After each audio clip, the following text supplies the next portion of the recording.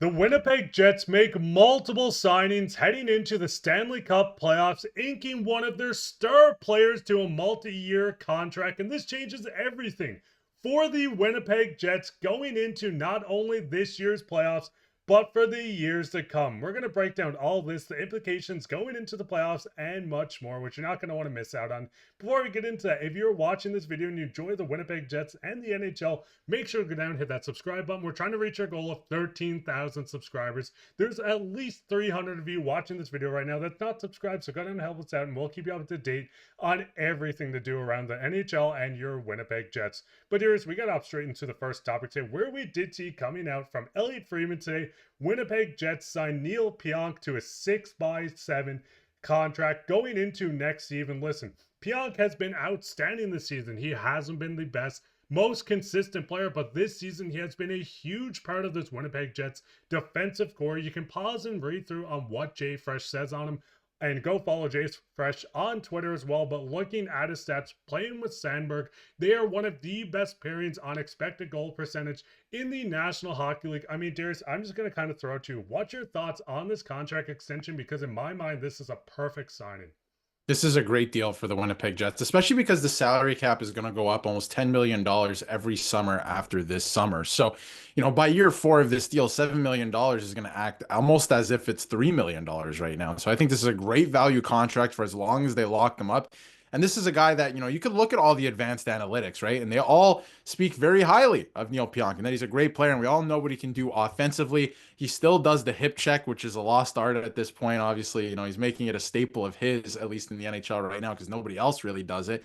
But he's been fantastic. And one thing that I think is really great for the Jets is they've found something very good on the blue line here. Obviously, Morrissey and DeMello, that's a great defensive pairing, and they play against the toughest competition, right? When they're playing other teams and some of the other teams' best players, and especially heading into the playoffs. But when you look at Pionk and Sandberg and what they've been able to do as a second pairing, they've been fantastic. And when you take one of them out of the equation, because Pionk's been out with an injury, Sandberg was out with a broken leg earlier this year. When you take one of them out of the equation, the team starts to falter a little bit. And I'm not saying that they're holding the team up, but I look at these guys like glue guys. I've been saying it all season long that, a lot of people think of glue guys as, the guys that keep the guys together in the locker room and stuff like that. But I think these two are literally glue guys for the roster and the construction of this roster. And they keep the team together when they're in the lineup, and they just add something to the lineup.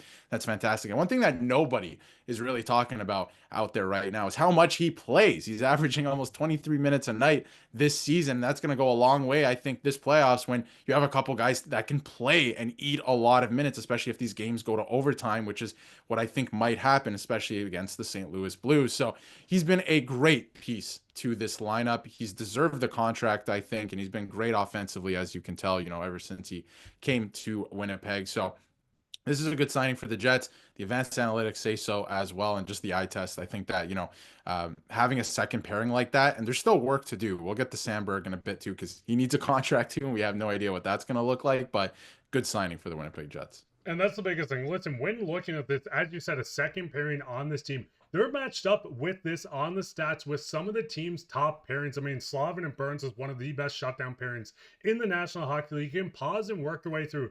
This is mostly top lines minus a couple Carolina lines, because we know they're cracked on defense. But these are a lot of star forward lines, or sorry, defensive lines with the top pairings. Well, listen, dears, I'm going to kind of throw it back to you. We know Neal Pionk got signed. Awesome signing. 6x7 is an incredible deal with the cap going up. But is there anyone else you want to bring up with a new contract?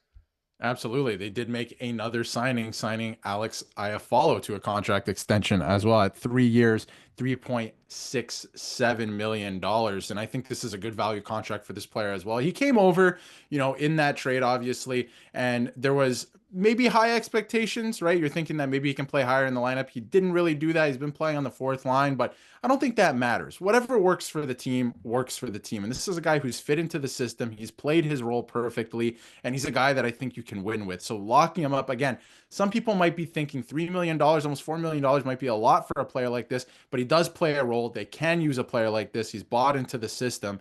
And again, with the cap going up, it's just going to age better and better as the years go on. As you get to next year, the year after that, it's going to look fine. And one other thing I wanted to mention too, besides Iafallo, because I think he's a great signing, and I'll throw it over back to you in a second, Mark, for your thoughts, is, they're making a couple signings here. I wonder what happens with Dylan Sandberg. He still needs a contract as well. He's going to be a free agent. So that's something that the Jets need to figure out too. Do how much are you going to pay him? Because we were looking at projections earlier this season. Maybe it's $5 million. All of a sudden, your second pairing costs you $12 million.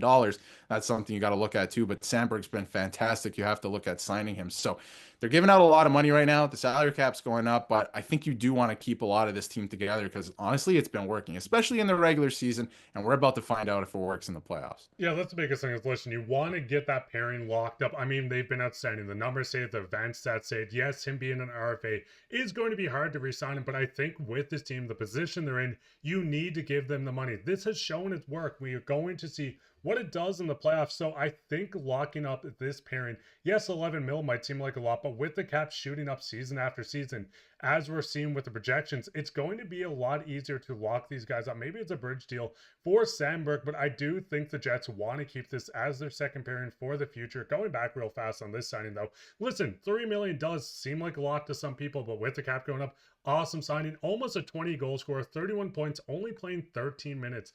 Time on ice. I do think there's a lot left that Alex can really bring to this team, so I do like it. But listen, Darius, the big question is going into the playoffs, is this the team that can finally get over that hump? We know Hellebuyck has been one of the best goaltenders, tied for the second most wins ever in a season by a goalie with 47. That's more than the St. Louis Blues, who they're matched up with, have this season. What is your thoughts on these signings? What's your thoughts on just how this team looks going into the playoffs with some of these guys getting the bag going in?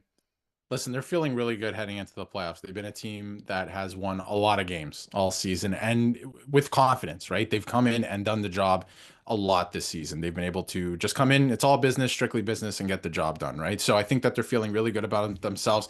They have two players now that just got contract extensions, so they know that they'll be back. Obviously, there was contract extensions earlier this season. There's still more up in the air. You got Sandberg, what's going to happen with Ehlers, right?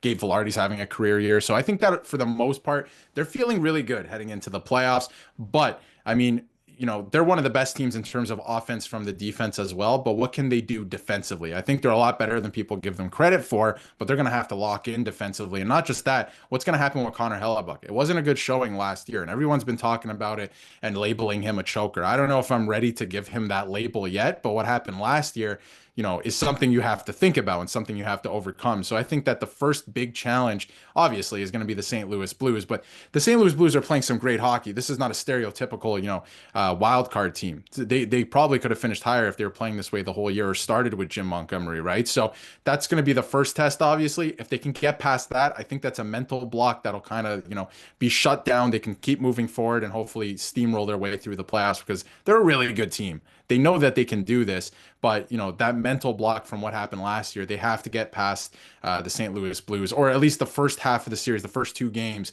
You gotta make a statement, and you have to look like you're in it and not gonna have a repeat of last year. That's for sure. So it's gonna be a very interesting series. I think there's a bit of a styles clash here going on with both of these teams, and we'll see which one prevails. But I mean, Jets fans, what's your thoughts on this? What do you think, and who do you think is going to be the MVP of the series? How many games do you think it's going to take for the Jets to win this series, because they are the stronger team going against one of the red hot teams in the NHL? But it's not going to get easier. I mean, Dallas is a team they have to look out for, a team like Colorado. Yeah. It's going to be a hard playoff run. What's your guys' thoughts on this? What's your thoughts on these contracts? Because I think we both agree these are awesome deals, but leave a comment down below on all these topics. While you're down there, leave a like, subscribe, share this with your friends. As I said, we're so close to 13,000. So if you enjoyed it, you made it this far, just go ahead and hit that subscribe button. It's completely free. We'll keep you up to date on the NHL, but I've been your host, Mark, my co-host, Darius, and take care.